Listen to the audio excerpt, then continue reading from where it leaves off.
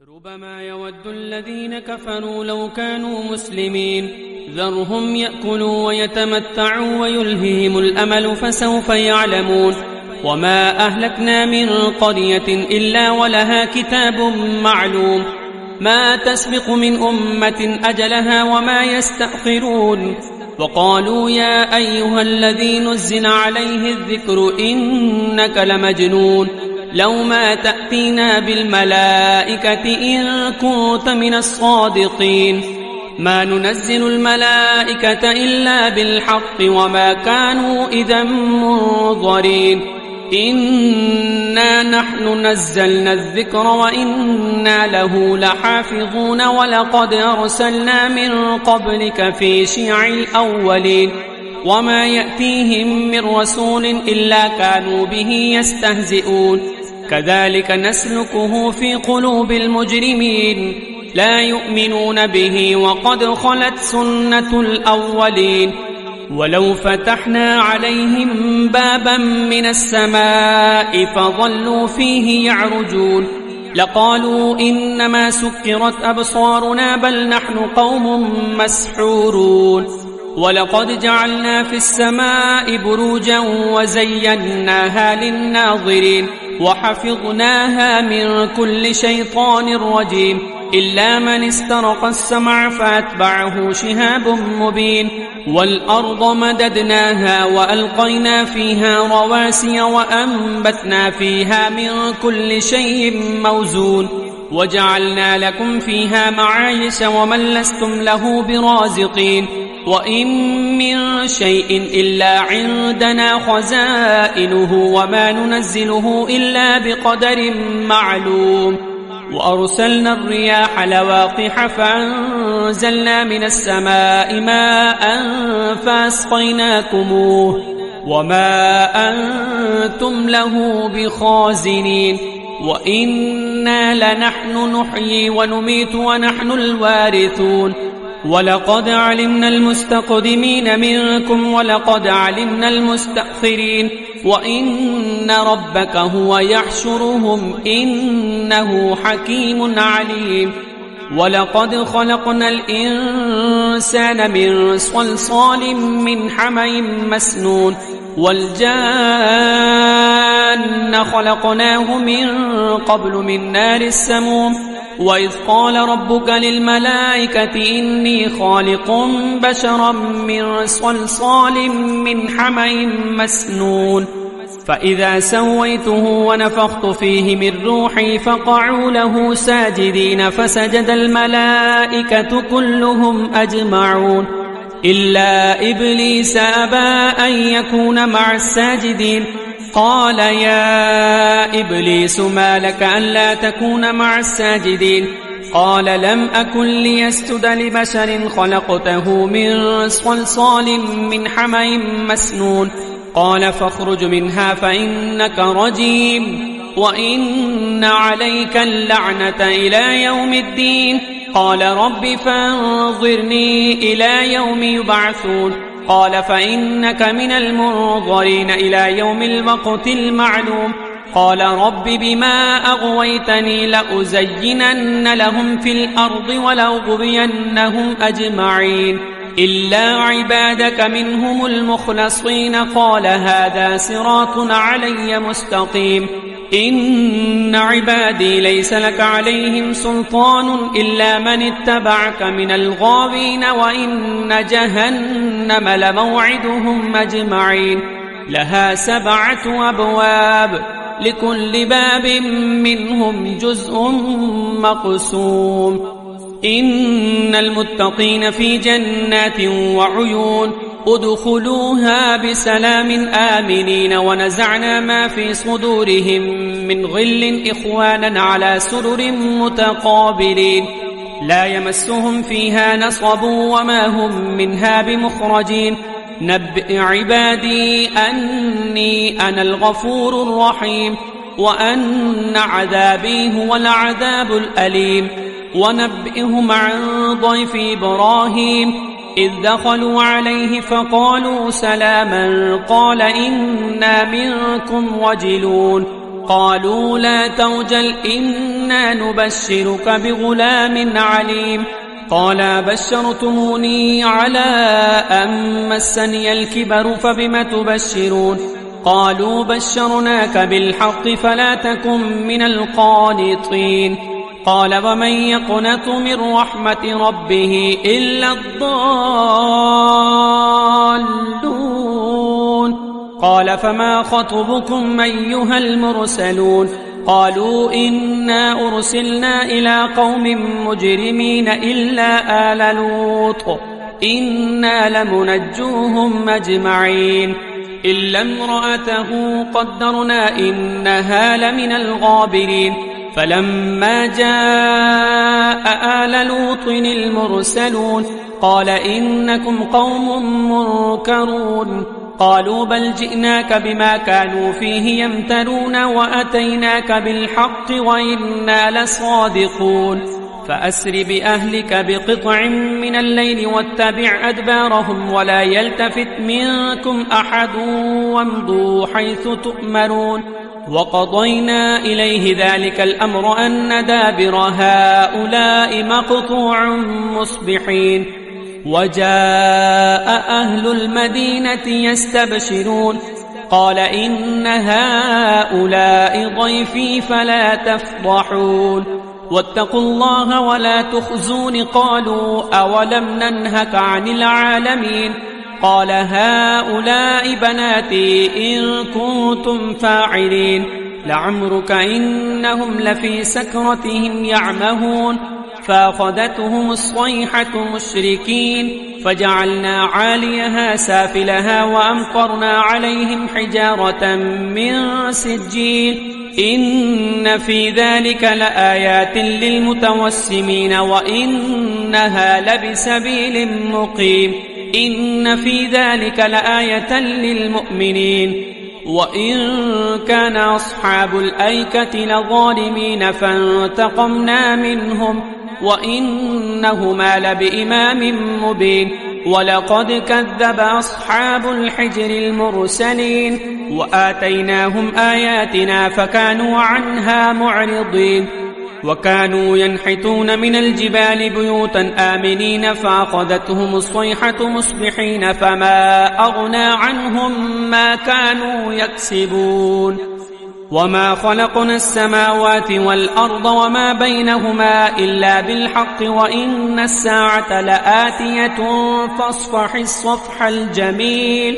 إن ربك هو الخلاق العليم ولقد آتيناك 7 من المثاني والقرآن العظيم لا تمدن عينيك إلى ما متعنا به أزواجا منهم ولا تحزن عليهم واخفض جناحك للمؤمنين وقل إني أنا النذير المبين كما أنزلنا على المقتسمين الذين جعلوا القرآن عضين فوربك لنسألنهم أجمعين عما كانوا يعملون فاصدع بما تؤمر وأعرض عن المشركين إنا كفيناك المستهزئين الذين يجعلون مع الله إلها آخر فسوف يعلمون ولقد نعلم أنك يضيق صدرك بما يقولون فسبح بحمد ربك وكن من الساجدين واعبد ربك حتى يأتيك اليقين بسم الله الرحمن الرحيم أتى أمر الله فلا تستعجلوه سبحانه وتعالى عما يشركون ينزل الملائكة بالروح من أمره على من يشاء من عباده أن أنذروا أنه لا إله إلا أنا فاتقون خلق السماوات والأرض بالحق تعالى عما يشركون خلق الإنسان من نطفة فإذا هو خصيم مبين والأنعام خلقها لكم فيها دفء ومنافع ومنها تأكلون ولكم فيها جمال حين تريحون وحين تسرحون وتحملوا أثقالكم إلى بلد لم تكونوا بالغيه إلا بشق الأنفس إن ربكم لرؤوف رحيم والخيل والبغال والحمير لتركبوها وزينة ويخلق ما لا تعلمون وعلى الله قصد السبيل ومنها جائر ولو شاء لهداكم أجمعين هو الذي أنزل من السماء ماء لكم منه شراب ومنه شجر فيه تسيمون ينبت لكم به الزرع والزيتون والنخيل والأعناب ومن كل الثمرات إن في ذلك لآية لقوم يتفكرون وسخر لكم الليل والنهار والشمس والقمر والنجوم مسخرات بأمره إن في ذلك لآيات لقوم يعقلون وما ذرأ لكم في الأرض مختلفا ألوانه إن في ذلك لآية لقوم يذكرون وهو الذي سخر البحر لتأكلوا منه لحما طريا وتستخرجوا منه حلية تلبسونها وترى الفلك مواخر فيه ولتبتغوا من فضله ولعلكم تشكرون وألقى في الأرض رواسي أن تميد بكم وأنهارا وسبلا لعلكم تهتدون وعلامات وبالنجم هم يهتدون أفمن يخلق كمن لا يخلق أفلا تذكرون وإن تعدوا نعمة الله لا تحصوها إن الله لغفور رحيم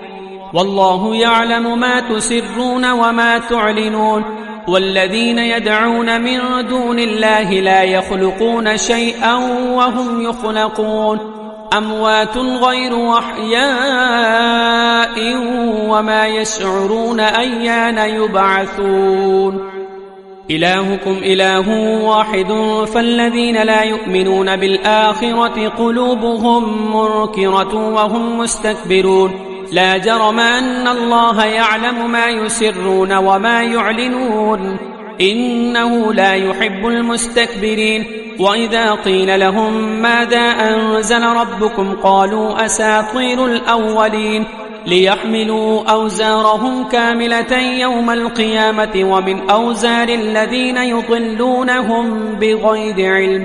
ألا ساء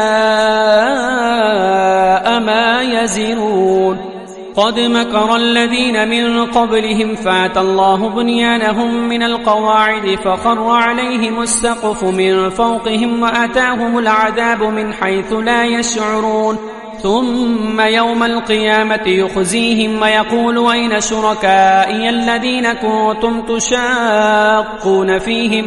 قال الذين أوتوا العلم إن الخزي اليوم والسوء على الكافرين الذين تتوفاهم الملائكة ظالمي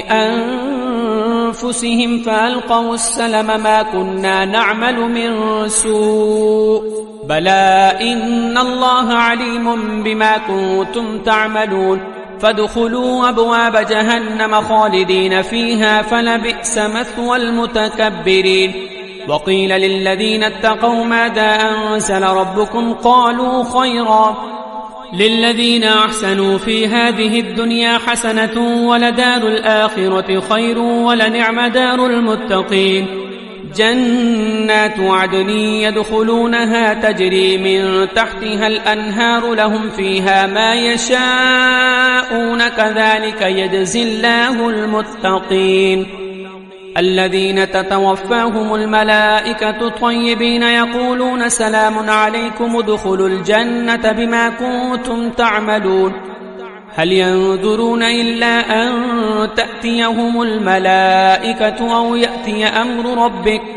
كذلك فعل الذين من قبلهم وما ظلمهم الله ولكن كانوا أنفسهم يظلمون فأصابهم سيئات ما عملوا وحاق بهم ما كانوا به يستهزئون وقال الذين أشركوا لو شاء الله ما عبدنا من دونه من شيء نحن ولا آباؤنا ولا حرمنا من دونه من شيء كذلك فعل الذين من قبلهم فهل على الرسل إلا البلاغ المبين ولقد بعثنا في كل أمة رسولا أن اعبدوا الله واجتنبوا الطاغوت فمنهم من هدى الله ومنهم من حقت عليه الضلالة فسيروا في الأرض فانظروا كيف كان عاقبة المكذبين إن تحرص على هداهم فإن الله لا يهدي من يضل وما لهم من ناصرين وأقسموا بالله جهد أيمانهم لا يبعث الله من يموت بلى وعدا عليه حقا ولكن أكثر الناس لا يعلمون ليبين لهم الذي يختلفون فيه وليعلم الذين كفروا أنهم كانوا كاذبين إنما قولنا لشيء إذا أردناه أن نقول له كن فيكون والذين هاجروا في الله من بعد ما ظلموا لنبوئنهم في الدنيا حسنة ولأجر الآخرة أكبر لو كانوا يعلمون الذين صبروا على ربهم يتوكلون وما أرسلنا من قبلك إلا رجالا نوحي إليهم فاسألوا أهل الذكر إن كنتم لا تعلمون بالبينات والزبر وأنزلنا إليك الذكر لتبين للناس ما نزل إليهم ولعلهم يتفكرون أفأمن الذين مكروا السيئات أن يخسف الله بهم الأرض أو يأتيهم العذاب من حيث لا يشعرون أو يأخذهم في تقلبهم فما هم بمعجزين أو يأخذهم على تخوف فإن ربكم لرؤوف رحيم أولم يروا إلى ما خلق الله من شيء يتفيأ ظلاله عن اليمين والشمائل سجدا لله وهم داخرون ولله يسجد ما في السماوات وما في الأرض من دابة والملائكة وهم لا يستكبرون يخافون ربهم من فوقهم ويفعلون ما يؤمرون وقال الله لا تتخذوا إلهين اثنين إنما هو إله واحد فإياي فارهبون وله ما في السماوات والأرض وله الدين واصبا أفغير الله تتقون وما بكم من نعمة فمن الله ثم إذا مسكم الضر فإليه تجارون ثم إذا كشف الضر عنكم إذا فريق منكم بربهم يشركون ليكفروا بما آتيناهم فتمتعوا فسوف تعلمون ويجعلون لما لا يعلمون نصيبا مما رزقناهم تالله لتسألن عما كنتم تفترون ويجعلون لله البنات سبحانه ولهم ما يشتهون وإذا بشر أحدهم بالأنثى ظل وجهه مسودا وهو كظيم يتوارى من القوم من سوء ما بشر به أيمسكه على هون أم يدسه في التراب ألا ساء ما يحكمون للذين لا يؤمنون بالآخرة مثل السوء ولله المثل الأعلى وهو العزيز الحكيم ولو يؤاخذ الله الناس بظلمهم ما ترك عليها من دابة ولكن يؤخرهم إلى أجل مسمى فإذا جاء أجلهم لا يستأخرون ساعة ولا يستقدمون ويجعلون لله ما يكرهون وتصف ألسنتهم الكذب أن لهم الحسنى لا جرم أن لهم النار وأنهم مفرطون تالله لقد أرسلنا إلى أمم من قبلك فزين لهم الشيطان أعمالهم فهو وليهم اليوم ولهم عذاب أليم وما أنزلنا عليك الكتاب إلا لتبين لهم الذي اختلفوا فيه وهدى ورحمة لقوم يؤمنون والله أنزل من السماء ماء فأحيا به الأرض بعد موتها إن في ذلك لآية لقوم يسمعون وإن لكم في الأنعام لعبرة نسقيكم مما في بطونه من بين فرث ودم لبنا خالصا سائغا للشاربين ومن ثمرات النخيل والأعناب تتخذون منه سكرا ورزقا حسنا إن في ذلك لآية لقوم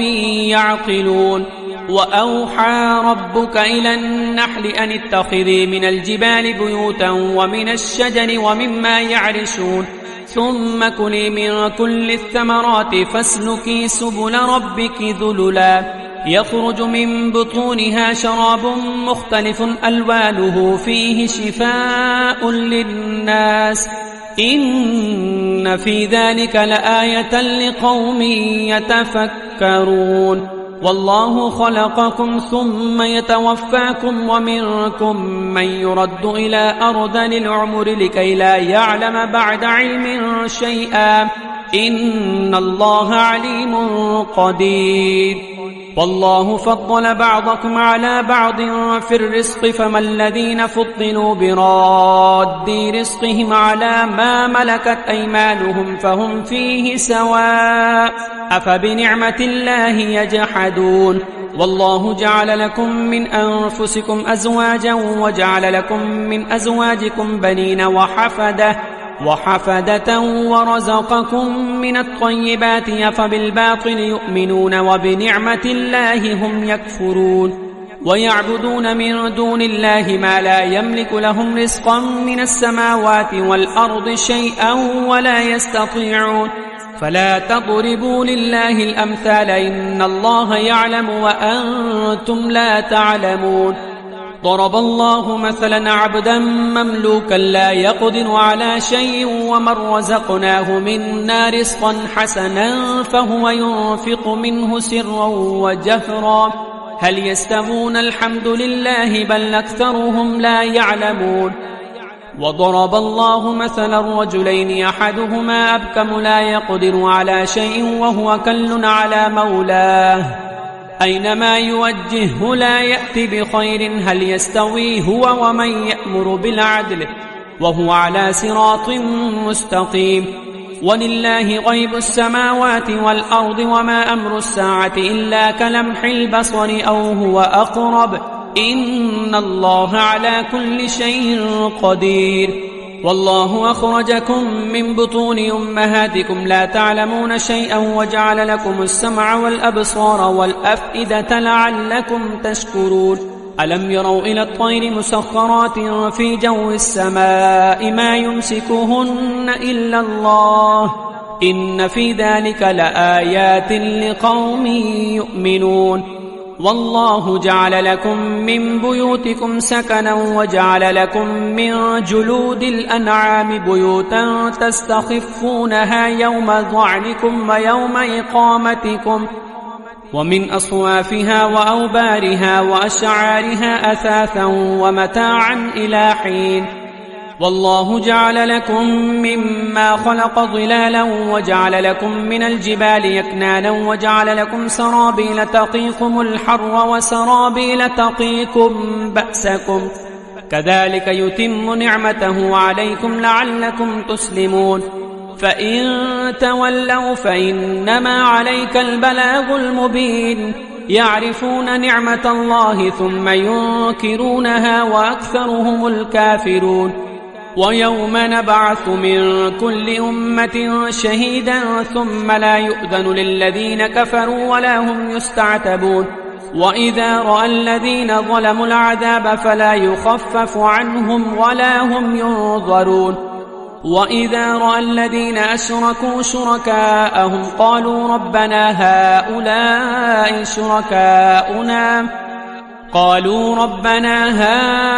هؤلاء شركاؤنا الذين كنا ندعو من دونك فألقوا إليهم القول إنكم لكاذبون وألقوا إلى الله يومئذ السلم وضل عنهم ما كانوا يفترون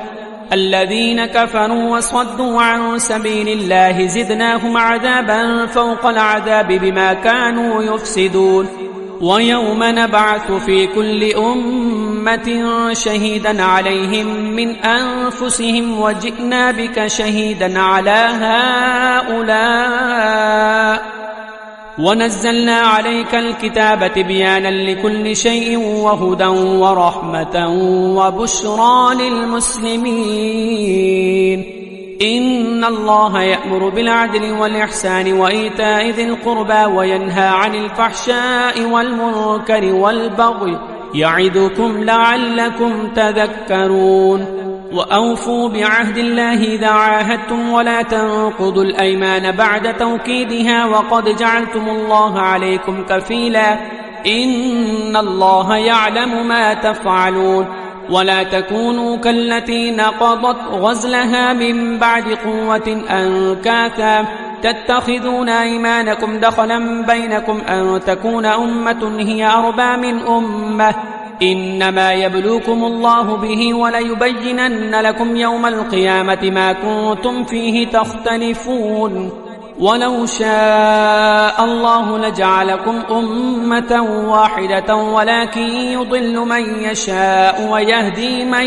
يشاء ولتسألن عما كنتم تعملون ولا تتخذوا أيمانكم دخلا بينكم فتذل قدم بعد ثبوتها وتذوقوا السوء بما صددتم عن سبيل الله ولكم عذاب عظيم ولا تستنوا بعهد الله ثمنا قليلا إنما عند الله هو خير لكم إن كنتم تعلمون ما عندكم ينفد وما عند الله باق ولنجزين الذين صبروا أجرهم بأحسن ما كانوا يعملون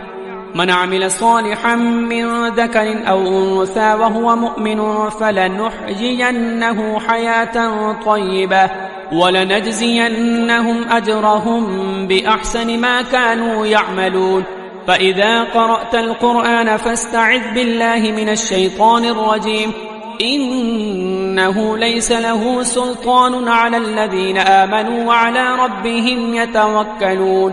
إنما سلطانه على الذين يتولونه والذين هم به مشركون وإذا بدلنا آية مكان آية والله أعلم بما ينزل قالوا إنما أنت مفتر بل أكثرهم لا يعلمون قل نزله روح القدس من ربك بالحق ليثبت الذين آمنوا وهدى وبشرى للمسلمين ولقد نعلم أنهم يقولون إنما يعلمه بشر لسان الذي يلحدون إليه أعجمي وهذا لسان عربي مبين إن الذين لا يؤمنون بآيات الله لا يهديهم الله ولهم عذاب أليم إنما يفتري الكذب الذين لا يؤمنون بآيات الله وأولئك هم الكاذبون من كفر بالله من بعد إيمانه إلا من أكره وقلبه مطمئن بالإيمان ولكن من شرح بالكفر صدرا فعليهم غضب من الله ولهم عذاب عظيم ذلك بأنهم استحبوا الحياة الدنيا على الآخرة وأن الله لا يهدي القوم الكافرين أولئك الذين طبع الله على قلوبهم وسمعهم وأبصارهم وأولئك هم الغافلون لا جرم أنهم في الآخرة هم الخاسرون ثم إن ربك للذين هاجروا من بعد ما فتنوا ثم جاهدوا وصبروا إن ربك من بعدها لغفور رحيم يوم تأتي كل نفس تجادل عن نفسها وتوفى كل نفس ما عملت وهم لا يظلمون وضرب الله مثلا قرية كانت آمنة مطمئنة يأتيها رزقها رغدا من كل مكان من كل مكان فكفرت بأنعم الله فأذاقها الله لباس الجوع والخوف بما كانوا يصنعون ولقد جاءهم رسول منهم فكذبوه فأخذهم العذاب وهم ظالمون فكلوا مما رزقكم الله حلالا طيبا واشكروا نعمة الله إن كنتم إياه تعبدون إنما حرم عليكم الميتة والدم ولحم الخنزير وما أهل لغير الله به فمن اضطر غير باغ ولا عاد فإن الله غفور رحيم ولا تقولوا لما تصف ألسنتكم الكذب هذا حلال وهذا حرام لتفتروا على الله الكذب إن الذين يفترون على الله الكذب لا يفلحون متاع قليل ولهم عذاب أليم وعلى الذين هادوا حرمنا ما قصصنا عليك من قبل وما ظلمناهم ولكن كانوا أنفسهم يظلمون ثم إن ربك للذين عملوا السوء بجهالة ثم تابوا من بعد ذلك وأصلحوا إن ربك من بعدها لغفور رحيم إن إبراهيم كان أمة قانتا لله حنيفا ولم يك من المشركين شاكرا لأنعمه اجتباه وهداه إلى صراط مستقيم وآتيناه في الدنيا حسنة وإنه في الآخرة لمن الصالحين ثم أوحينا إليك أن اتبع ملة إبراهيم حنيفا وما كان من المشركين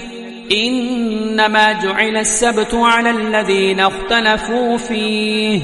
وإن ربك ليحكم بينهم يوم القيامة فيما كانوا فيه يختلفون